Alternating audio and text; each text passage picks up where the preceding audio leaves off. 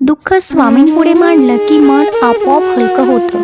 शब्द कमी पडतात, पण डोळ्यातलं पाणी सर्व काही सांगून जातं. माणसासमोर सांगितलेलं दुःख अपूर्ण राहतं, पण स्वामींपुढे मांडलेलं दुःख शांतता देतं. अपेक्षा न ठेवता ऐकून घेणारा तो एकच आधार असतो. जग समजून घेण्याआधी स्वामी मन समजून घेतात.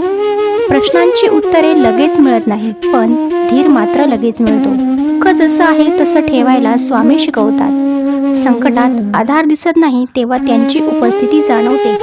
विश्वास जरी तुटला तरी स्वामींवरची श्रद्धा तुटत नाही.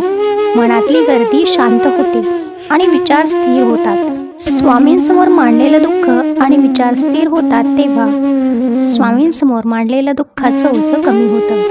ते राहत नाही आणि हळूहळू आपल्याला बळ मिळतं. म्हणूनच थकलो की आपण स्वामींना आठवतो, म्हणजेच थकलो की स्वामी आपल्याला आठवतात.